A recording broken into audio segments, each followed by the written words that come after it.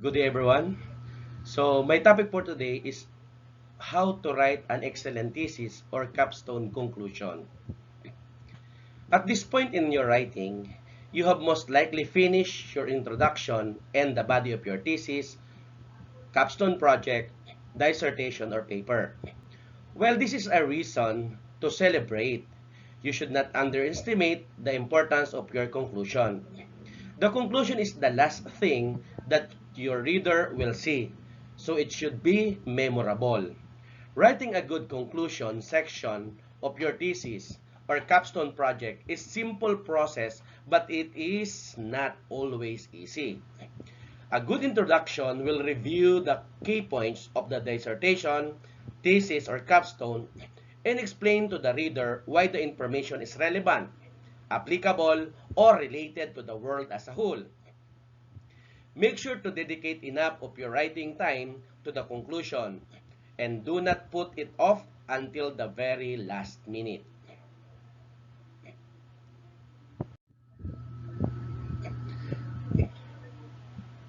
Now, I will give you that this introduction start out with broad statement about the topic and then narrow it down to the thesis statement. A thesis conclusion does the same in the opposite order. Okay, so number one, restate the thesis or capstone project. The best way to start a conclusion is simply by restating the thesis statement.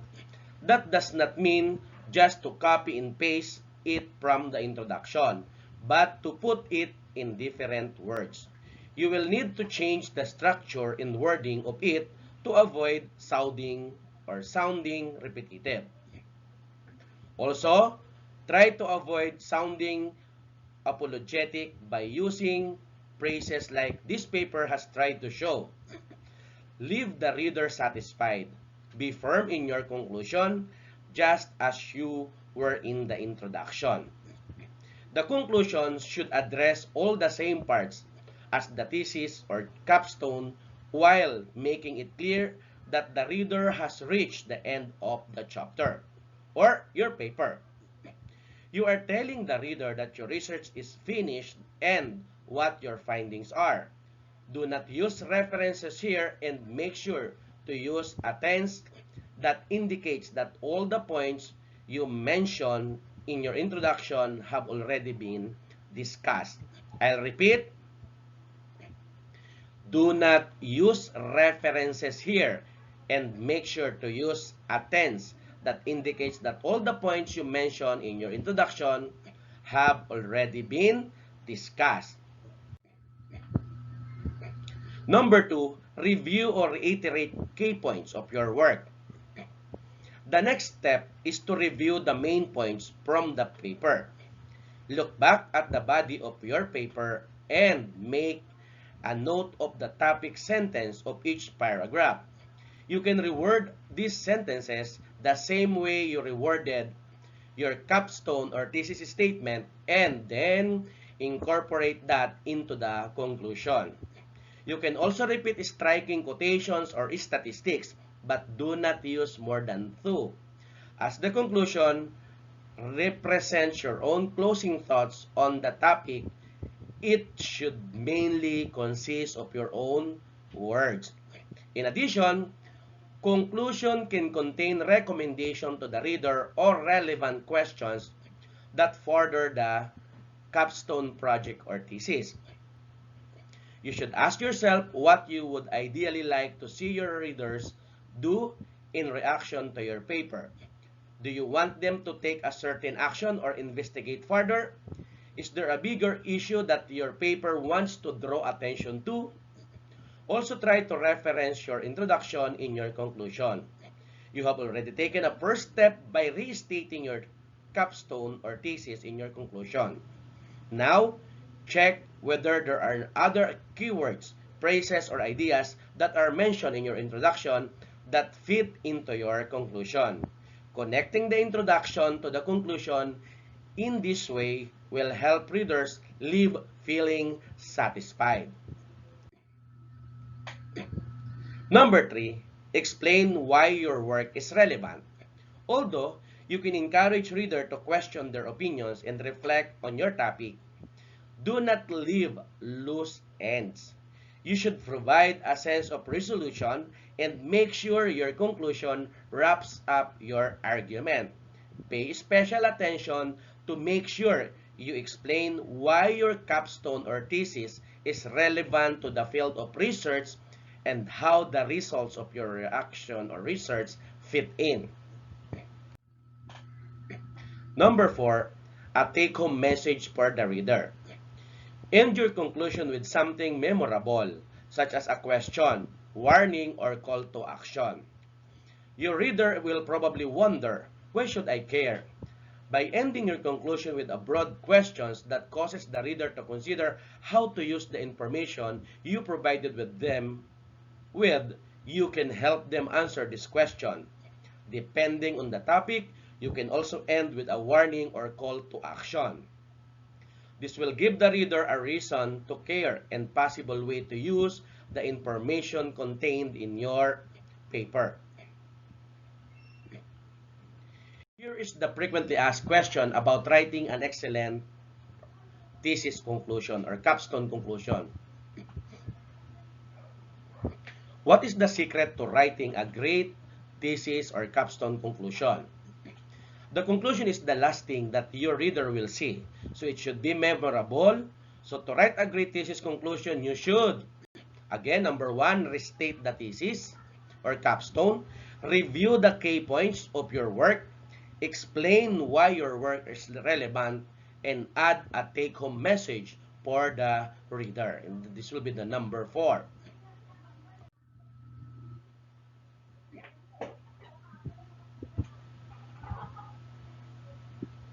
Before to this one, of course, what information should I include in my thesis conclusion?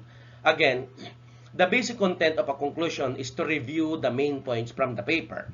This part represents your own closing thoughts on the topic. It should mainly consist of the outcome of the research in your own words. How long should my thesis conclusion be? The length of the conclusion will depend on the length of the whole thesis or capstone project. And usually, a conclusion should be around 5 to 7% of the overall word or word count. How should I end a thesis conclusion? End your conclusion with something memorable again, such as question, warning, or call to action. Your reader will probably wonder, why should I care? Depending on the topic, you can also end with a warning or call to action. Where can I find example of this conclusion? Again, I always advise everyone to look for an open access thesis and dissertation. You can find thousands of recent works. Take a look at any of these thesis or dissertation for real-life examples of conclusions that were already approved. Here is the 5 tips for writing your thesis conclusion again. Writing a good conclusion is crucial to the success of your thesis or capstone project, as it is the last thing that your reader will see and your chance to leave a good impression. We will give you 5 tips for an outstanding thesis conclusion. We have also put together a step-by-step thesis conclusion guide that will help you getting started. Number 1 tip, summarize. Do not summarize too much. Summarizing is a key part of your conclusion, but it should not be the only part. Explaining how to apply the information covered in the paper is just as important as summarizing the key parts. The reader should be left with a sense of resolution. Number 2, be careful with introducing new information. It can happen that you introduce new information in your conclusion, especially when you're trying to give the reader a sense of how the information can be applied in a broader sense. While you can pose questions or explain how the information is relevant, make sure to not introduce new key points. Do not use your conclusion to make up for inadequacies in the body of your paper. You might be tempted to add whatever you have missed to include in the chapters before to the conclusion. If you do that, the conclusion will not conclude anything but just raise more questions. If you find yourself in that situation, your topic might be too broad. Number 4, beware of using the word conclusion in your thesis or capstone. If you use the word conclusion anywhere else in the paper but in the actual conclusion, that might confuse the reader up to the point where they give up on looking for the actual conclusion. Be mindful of when and how you use the word in the body of your paper. Number 5, be careful when giving your own opinion. You can certainly give your own opinion in the paper, but make sure to not sound too bossy or authoritarian. Focus on holistic assessment of the topic and do not use your conclusion to engage in any overgeneralized discussion that miss the point of your paper.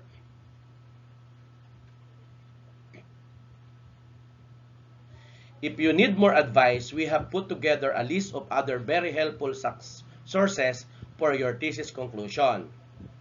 We have tried to visit Leaving a Good Last Impression by Pater Blag, How to Make a Great Conclusion by Doctoral Writing SIG, More Advice for a Good Conclusion by University of Warwick. This will be an additional frequently asked question about writing an excellent thesis conclusion. What is the best method to write a thesis conclusion? The conclusion again is the last part, no? So I'll repeat once again, restate the thesis, review the key points of your work, explain why your work is relevant, and a take-home message for the reader. I always repeated this for you to remember these tips. What is the basic content of the thesis conclusion? The basic content of a conclusion is to review the main points from the paper. This part represents your own closing thoughts on the topic. It should mainly consist of the outcome of the research in your own words. What is the average length of the thesis conclusion? The length of the conclusion will depend on the length of the whole thesis or capstone project, and usually a conclusion should be around 5 to 7% of the overall word count.